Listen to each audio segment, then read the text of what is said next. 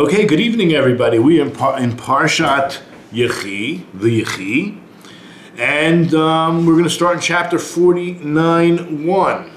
So let me open up. I don't know why I didn't have it open, but we will proceed. 49:1.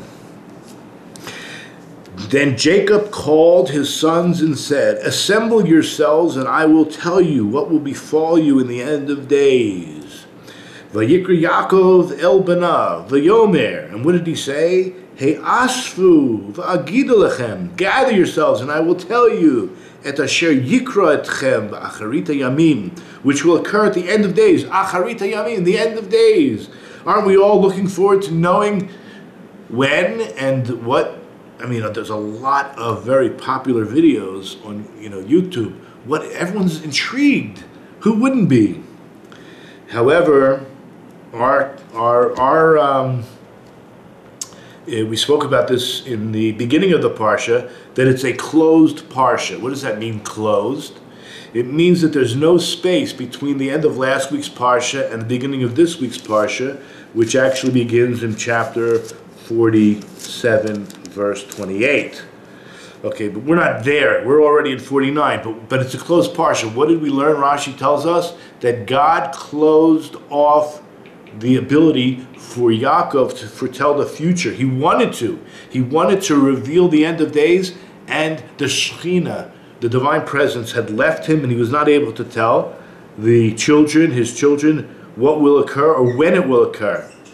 But I want you to keep in mind the next verse, but we will discuss this in depth. He kavtzu, gather yourselves, he says.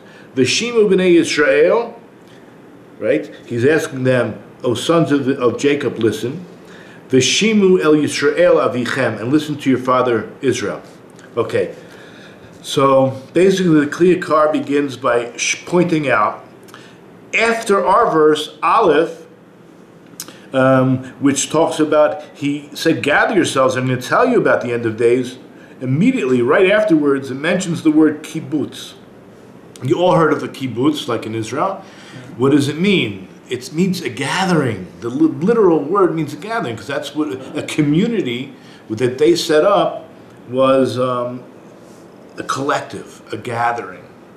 So the word hikabtzu v'shimu, it says, gather yourselves and listen. Okay, we read the verse. So guess what? Chazal tell us, Bikesh legalos hakates, Yaakov desired to reveal the kates, the end of days, v'nista mimenu. Right? We read this in the Rashi, that it was closed off from him. Oh, I was in the middle of telling you what a closed Parsha was. So basically, when you hit enter, you're on your typewriter. I don't think they have typewriters anymore, maybe your keyboard, and you hit enter. It brings it down to a new line and a new paragraph. That's called an open, a petuach, a new paragraph that's open. And then there's a new paragraph that's closed. And how is that? When you hit your tab, right? Everyone has a tab, and the tab is preset to 9 letter spaces.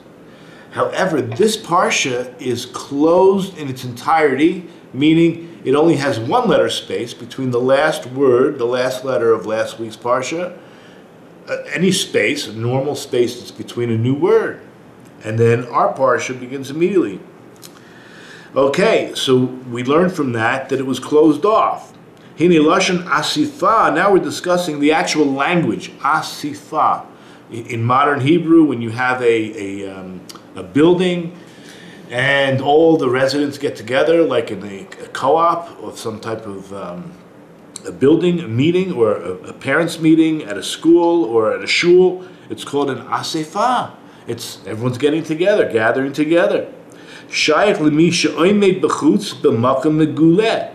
However, the Kliyakar is going to pin it down a little bit further. To when does the Torah use that word? It's used when it's relating to someone who is standing outside, maybe in the elements, or is vulnerable, and he's in a place that's mugula, it's open. Ve'nesaf l'toch habayit l'makom tsanua, and he is collected inside of the house to a place that is more private or protected or less vulnerable. Like the verse in Deuteronomy 22 verse 2, V'yasafto el toch beitecha, this verse is talking about when you find a lost object. So it says, then gather it inside your house, and it shall remain with you until your brother inquires after it, and you shall return it to him. Of course, there are opportunities to post signs. Also, there's 3 times a year we go up to Yerushalayim, and we make announcements. There's a special stone that one could stand on, or maybe post-its. Found a certain object, and the person who it belongs to will give you the signs, how much money was in the wallet, or how big it was, or how small, or what color, whatever. And then you have an obligation. Obviously, your intent is to return it. But in the meantime, where should it stay? In your house. So the word v'yasafto here is to gather from the outside and bring it in. And there's another verse, and this is referring to, this is a little crazy story. I don't want to go too off topic, but if anybody knows about the concubine story, the concubine of Giva, and the civil war that ensued between Binyamin, the tribe of Benjamin, and the rest of the family of Israel. So the man was claiming, Ein ish ma'asef oti habaita, and there is no man bringing me into his house. So that I do have here on the sheet. Oh, we do number 15, by the way. I think that was Deuteronomy 19, verse 18.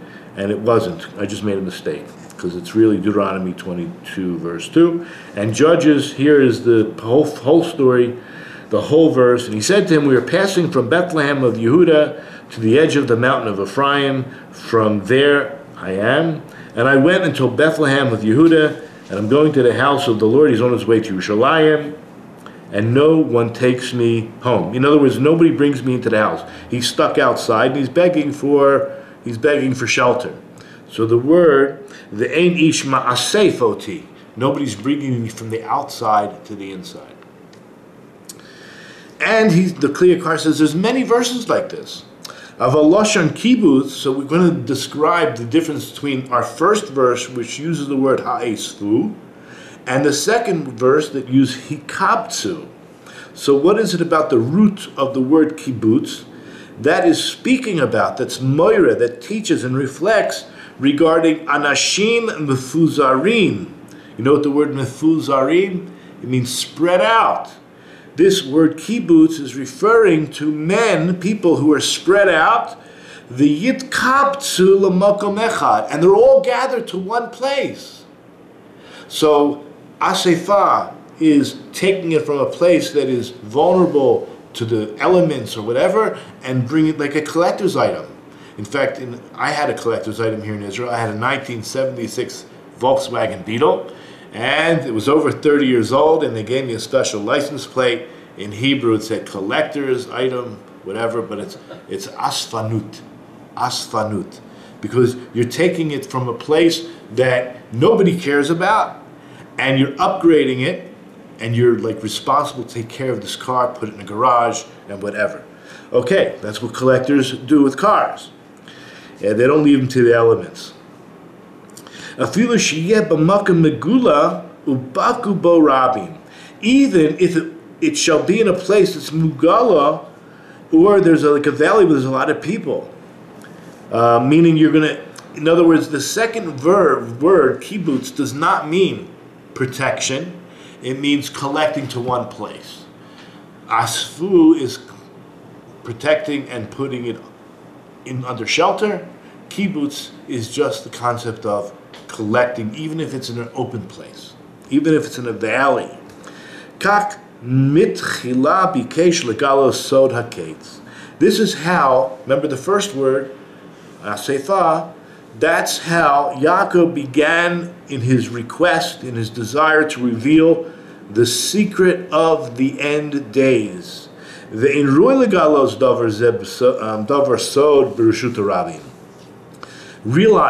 this is the important point. It wasn't fitting for him to reveal these words of the secret, this matter of a secret, in public. Pen yishma mi she'eno hagun, lest somebody who's not fit, who's not roy, who's not fit, hear it. Because you know why? Look in Psalms 25:4. That will be number 17. It's more beautiful in the Hebrew.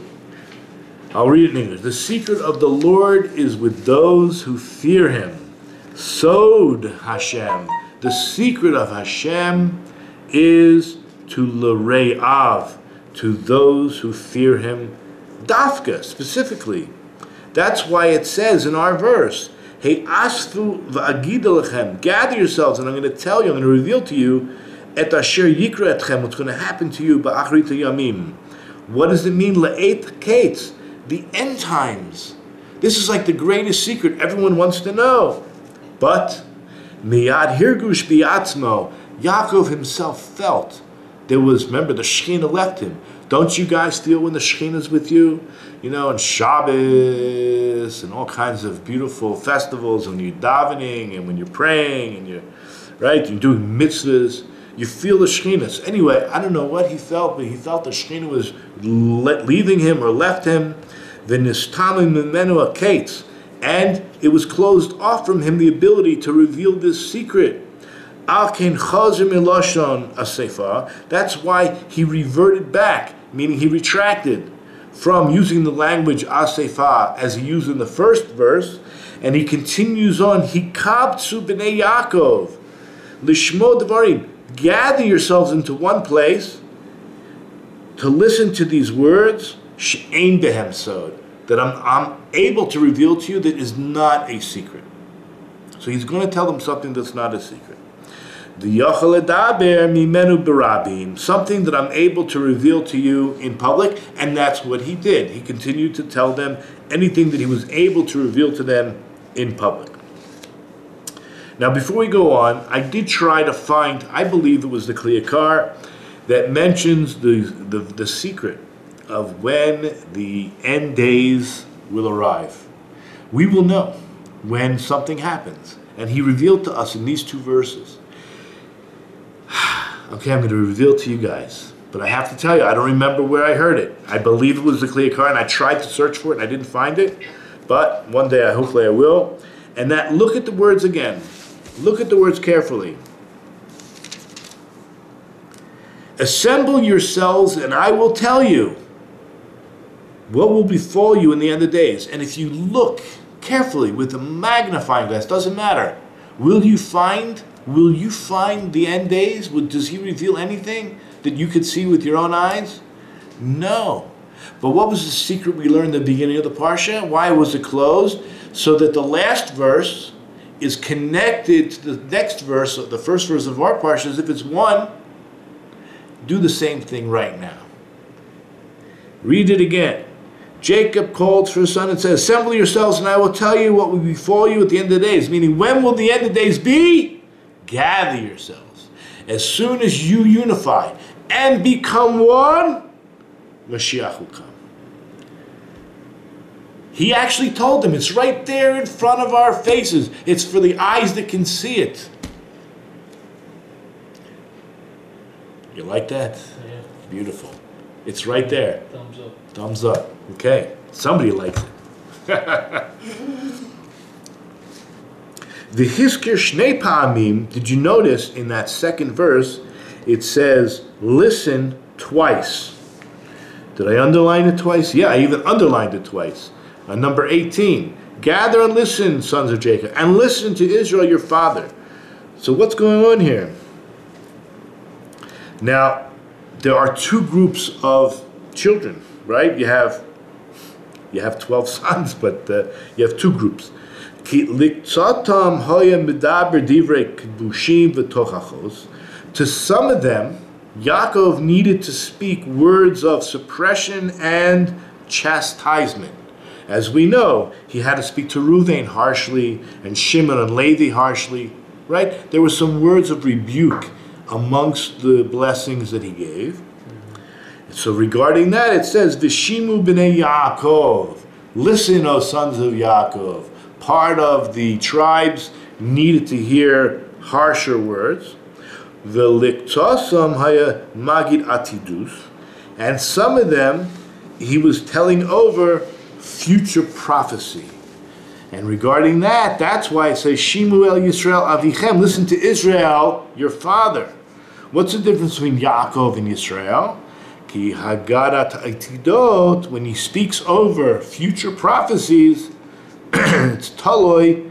I know Meir's not with us, but this is his favorite word. Taloi beruach hakodesh.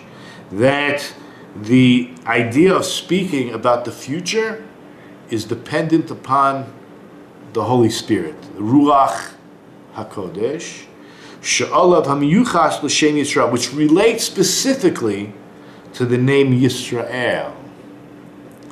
Ki Shem Zeh Ruchani, because this name, Israel, is a very spiritual name in its essence. Because what do we know about names? Names are essence. And the Kli Yakar ends off by saying Zeperush Yakar. This is a very dear explanation, precious explanation.